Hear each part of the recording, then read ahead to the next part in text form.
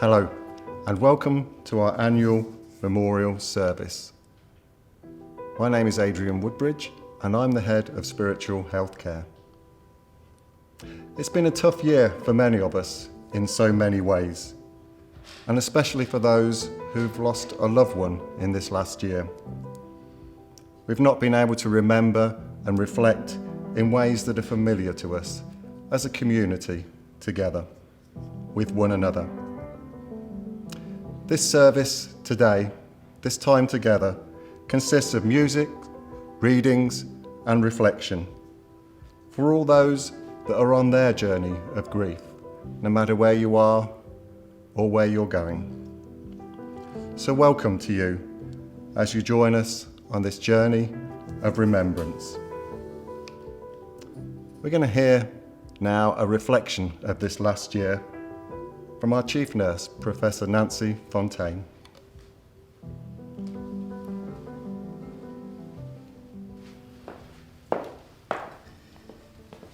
"2020. It could be seen as the year we wish to forget, an annus horribilis. But actually we must not forget, because so many of our families and friends and our local communities need to be remembered. The living and those that have passed, both in the hospital and the community. This is a year that actually was quite exceptional. It tested the resolve of each of us, the very mettle, the core of us, about care and love and compassion. It took the very last fibres of strength from everybody across the NHS to make sure we kept each other safe and we kept Norfolk safe. It is a year where we learnt how much we truly do respond so well to adversity. We learnt again how much collegiate spirit and esprit de corps in that time of challenge mattered. We learnt to make sure we took time just to ask everyone around us, were they okay and what could we do? Because last year, those small things were great big things for each of us. And there wasn't a day that we went home and didn't think about those we'd left behind here and those we might not see again. We reached out outside of Norfolk to support those in extremis. We reached in to those we love and those we work with. It taught us just how good we are. We are good together. It taught us to reflect and think about the well-being of each other. In times past, we forgot to ask those questions, and now we ask every day. The toll it has taken on families and each of our staff will never be erased. We think of those, we pray for those who struggle now, for that sense of despair. We reach out to those who are suffering loss and grief, for those they knew, and for those that they cared for those who had struggled with so much death never seen before. We faced adversity together and came through it. the whole of the country was with us. And indeed, here in Norfolk, the whole of the county was with us. And it was our chance to show that we can keep everybody safe. But now we are reaching out and saying, help us. Help us to look after those in our community and in our hospitals who are struggling. This struggle will continue. And what we want them to know is you are not forgotten, that we will still care for you, and we are always here. Thank you.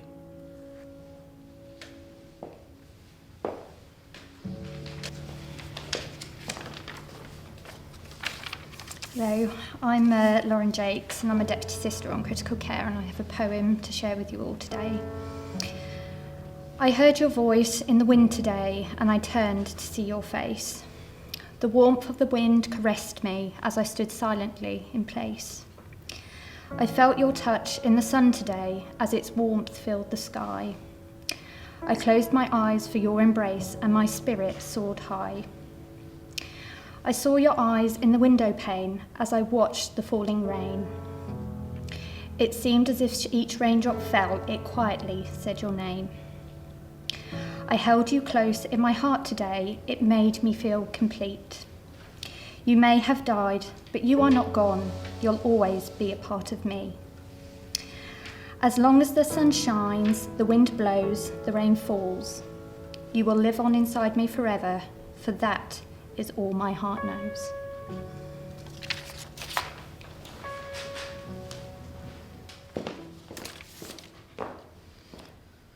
I'm Richard Wharton, and I have the privilege of being a consultant here at the Norfolk and Norwich University Hospital. September is a time for remembering and praying for our loved ones who have gone before us and whose loss we feel. It is a time when we are particularly conscious of those who are grieving and all those families who have lost loved ones in the past year at the hospital. More than most years, this year will be especially poignant as we remember all those who have died during the COVID-19 pandemic. We are particularly conscious of families who have lost loved ones in the past year. Sadly, families are not able to attend this remembrance service in person, so during this time in the service, we'll be lighting a candle to remember all those who have died this year and in the past. We would also like to invite you all to light a candle at home. We give thanks and remembrance to all those who were cared for by the nurses, the doctors, the allied health professionals, the bereavement team, the chaplaincy and the mortuary. We have today received the following messages from friends and families who would like us to remember their loved ones. Start with Karen Catton. She says, to my friend and colleague Karen was a phlebotomist who worked at the Norfolk and Norwich when she died on the 4th of September 2019. She is loved and she's remembered every day. From Christine Louch. Sean Dade, from his loving wife Sarah. Unable are the loved to die, for love is immortality. Annette Smith is remembered by her daughter Linda Mays. Sue Phillips, from her sister Anne.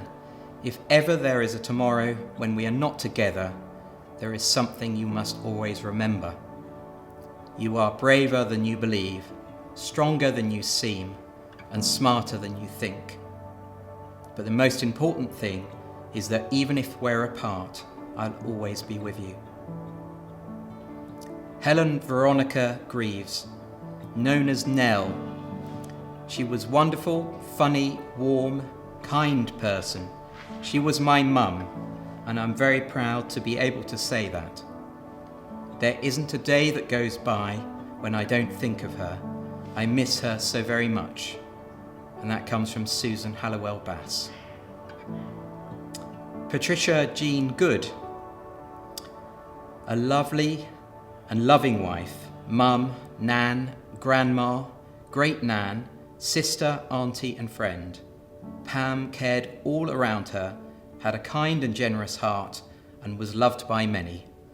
Pam will be much missed and is now reunited with her husband, Ron, and sister, Patricia.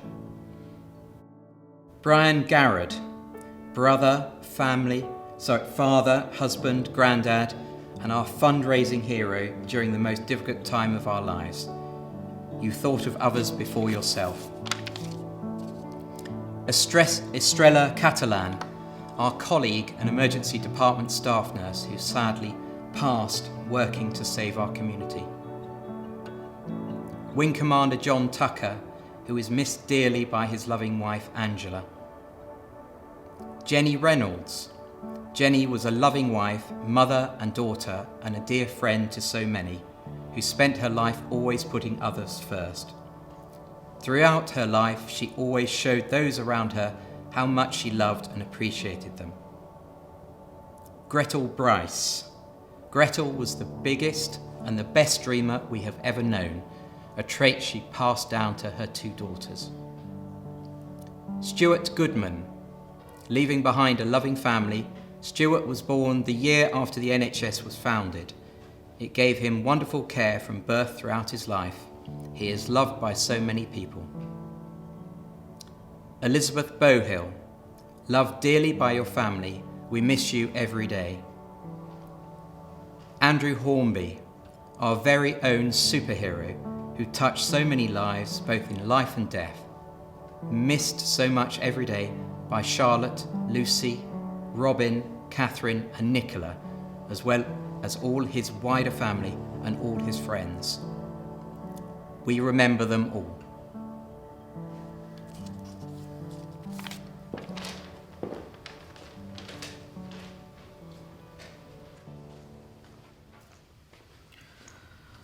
Hello everyone, my name is Dr. Rehman. I'm one of the consultants here. I've been honored to recite some of the verses from the Holy Quran.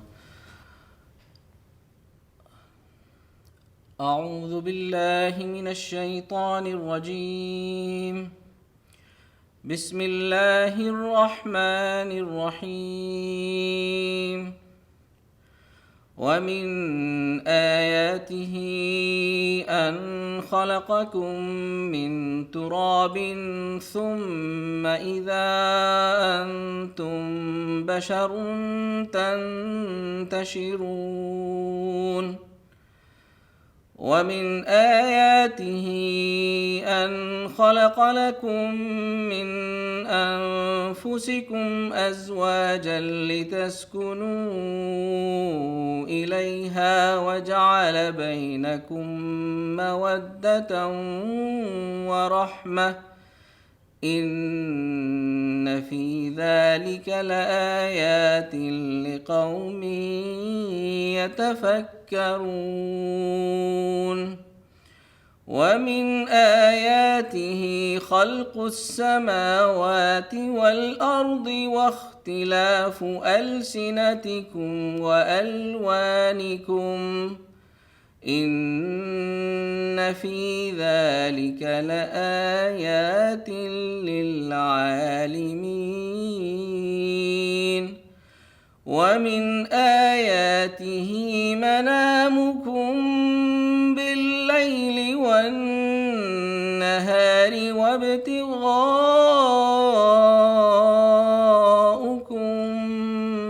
من فضله إن في ذلك لآيات لقوم يسمعون صدق الله العظيم. Thank you for listening.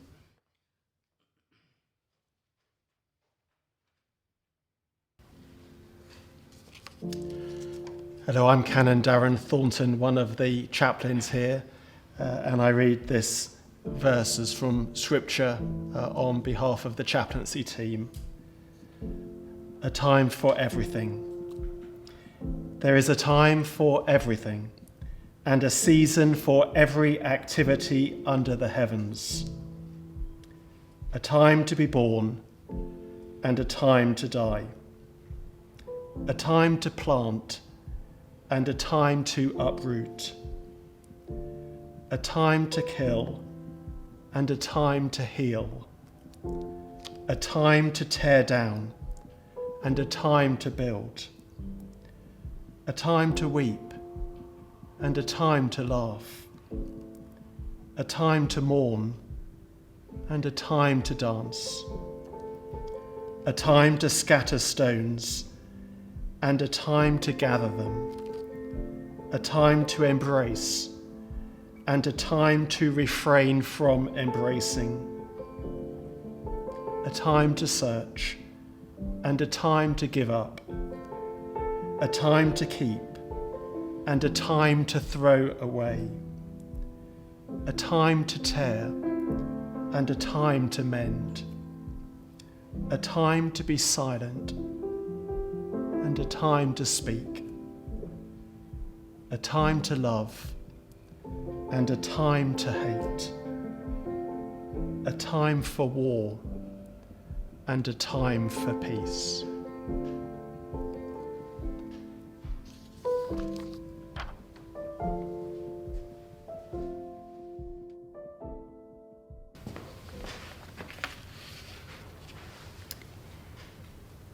I've learned that people will forget what you said. People will forget what you did, but people will never forget how you made them feel. Maya Angelou. I'm Amrita Kulkarni. I'm the head of patient experience at the Norfolk and Norwich University Hospital. The last year has been particularly challenging for all of us, none more so than for our communities and colleagues who have lost loved ones. The service today has been about putting our patients and our families at the heart of everything we do, much like the care we provide. Being a part of the patient experience team, I'm proud that our focus at this hospital, today, yesterday, and tomorrow, is that everyone experiencing care receives high-quality care that is compassionate and efficient. Dr. Brené Brown is a research professor at the University of Houston who spent the past 2 decades studying courage, vulnerability, shame, and empathy. She defines integrity as choosing courage over comfort, choosing what's right over what's fun, fast, and easy. It is about practicing our values. We're here to listen to the experiences of our patients and our families, the not-so-good stories, and the stories where we have lived and acted by our values: people-focused respect, integrity, dedication, excellence. We would like to thank very much everyone who has worked with us over the past year, especially our patients and family members who've shared their stories, their experiences, and thoughts about the care received with us. Your experiences and stories were not only invaluable to us, but they brought fresh eyes, insights, and challenge to our work. Our colleagues are determined to implement the changes identified through our work in improving the care we provide. I would like to read out a few messages received from those whose loved ones received care at the NNUH over the last year and what the care meant to them. Thank you to all of the Elsing team for looking after our mother. It meant so much to us that we were able to spend her final hours by her side. To the chaplaincy team, thank you so much for all the visits to my husband while at the NNUH. His funeral was last week. He phoned me twice in the weeks before he died and told me of your support and how kind everyone was to him. I really appreciate it. I want to praise all the staff in their care they give our relative. Communication and updates were brilliant, regular, and prompt.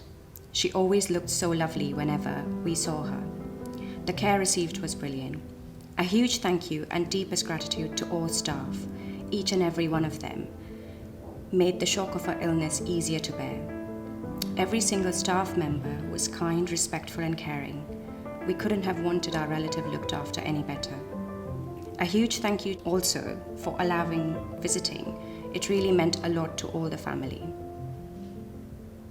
From a family of a patient who spent time on Ingham Ward, we'd like to express our gratitude to the entire team, from cleaners to consultants. Nothing beats kindness, said the horse. It sits quietly beyond all things. Sometimes, said the horse. Sometimes what? Asked the boy. Sometimes just getting up and carrying on is brave and magnificent. You all are magnificent for providing such wonderful care and in such difficult times. We as a family are indebted. Quotes from a book by Charlie Mackesy, The Boy, the Mole, the Horse, and the Fox.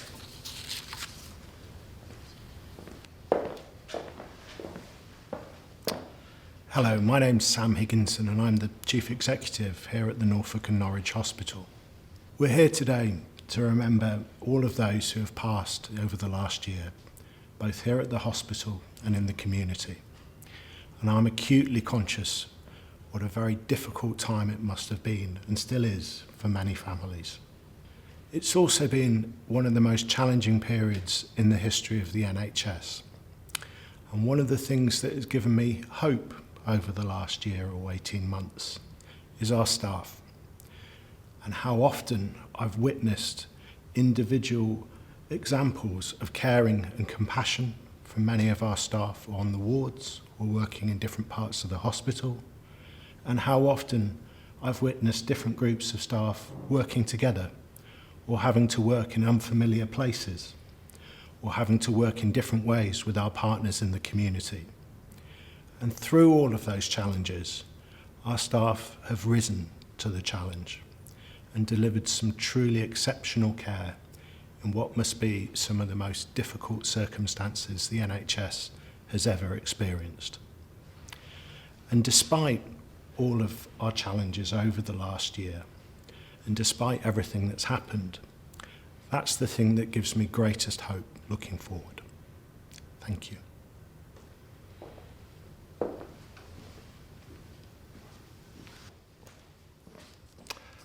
So, what a tough year it has been. There's been some dark times, some tough times, some lonely times. But through the year, there's been some glimpses of things that have lifted our spirits. I don't know if you had a chance to look at the Olympics. That was one of the things in this year that lifted my spirits. It reminded me of us all as people, how we work and strive and train for that moment where everything comes together. And I like watching the variety of races. And in a sense, we often talk about life as a race, don't we?